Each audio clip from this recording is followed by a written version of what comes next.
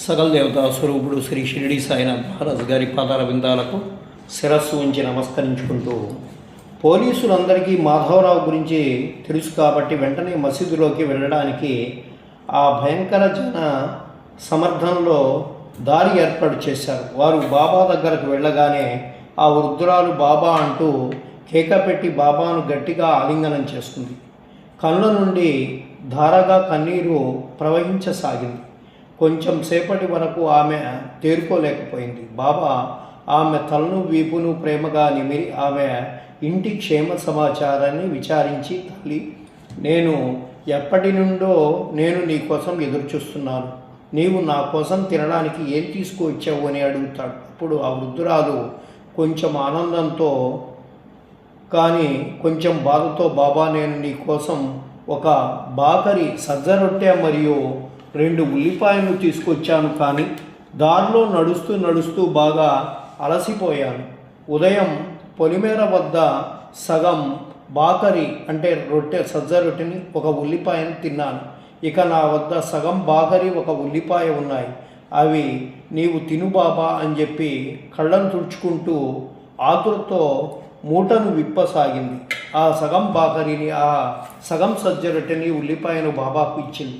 బాబా కూడా అంతే ఆత్రంగా అక్కడికక్కడే వాటిని తినేసి ఆమెతో, అమ్మ, నీ బాకరీ ఎంతో రుచిగా ఉంది, నాకు ఎంతగానో నచ్చింది అని అన్నారు. ఆ కమనీయమైనటువంటి దృశ్యం చూచి తమను తాము మర్చిపోయిన స్థితిలో అక్కడ ఉపస్థితమై ప్రతి ఒక్కరి కళ్ళు చెమ్మగిల్లాయి. ఆ ఉదంతమంతా చూసి నేను తీవ్ర ఉద్వేగానికి లోనయ్యాను చెబుతూ మాధవరావు మరలా దిగ్నతకు లోనై రోధించాడు. ఆ వృద్ధురాలికి నేను ధన్యురాలనయ్యాను అనేటువంటి భావం కలిగింది. బాబా చేతి ప్రసాదం ఊది తీసుకొని అవధులు లేని ఆనందంతో అంతకు మించిన సంతృప్తితో ఆ వృద్ధురాలు వెళ్ళిపోయింది. పోలీసు పాటిల్ ఆమెను ఎంతో జాగ్రత్తగా జనసమర్థం నుండి బయటికి తీసుకువెళ్ళారు. బాబా వృద్ధురాల్ని, అమ్మ, నా కోసం తినడానికి ఏం తీసుకువచ్చావు అని అడిగి ఆమె ఇచ్చిన అర్ధవాకరిని, సగం సజ్జ రొట్టెని, ఉల్లిపాయని ఎంతో ఆత్రంగా సంతృప్తిగా భుజించడం చూసినటువంటి భక్తులకు బాబా ఉదయం నుంచి అల్పాహారం భుజించకుండా ఎందుకు అలా కూర్చొని ఉన్నారో అవగతమై సాయోక్త భక్త వాత్సల్యాన్ని స్మరించుకొని భక్తి శ్రద్ధలతో అందరూ సాయినాథుడిని నమస్కరించారు. సరిగ్గా అటువంటి ఇంకొక లీల తెలుసుకునేటువంటి ప్రయత్నం చేద్దాం. 1913వ సంవత్సరంలో షిరిడిలో నామసప్తాహం జరుగుతున్న సందర్భంగా జరిగినటువంటి ఈ లీలను శ్రీమతి సావిత్రిబాయి టెండూల్కర్ ప్రత్యక్షంగా చూసి శ్రీ రామచంద్ర తర్కడ్కు వివరించగా శ్రీ తర్కడ్ ఈ లీలను 1931లో సాయిలాల మాసపత్రికలో ప్రచురించడం జరిగింది.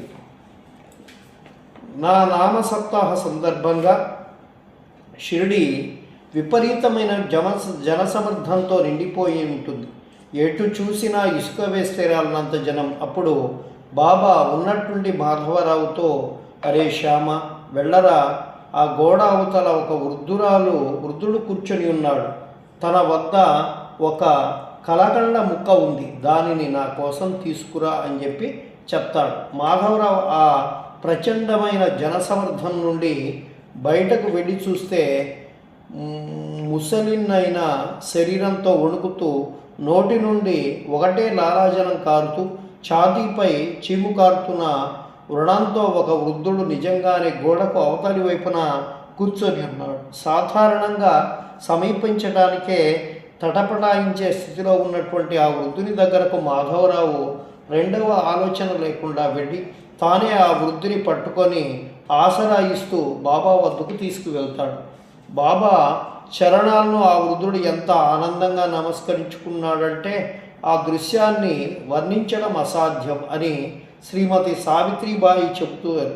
బాబా కూడా అంతే ప్రేమతో ఆ వృద్ధుని శిరస్సుపై తన అనుగ్రహ హస్తాన్ని ఉంచి ఆశీర్వదించారు. తరువాత ఆ వృద్ధుడు తన శరీరంపై ఉన్నటువంటి ఉత్తరీయం మూల భాగంలో ఉన్న ముడిని విప్పదీసి అందులో నుంచి ఒక చిన్న కలకండ ముక్కను తీసి వణుకుతున్న చేతులతో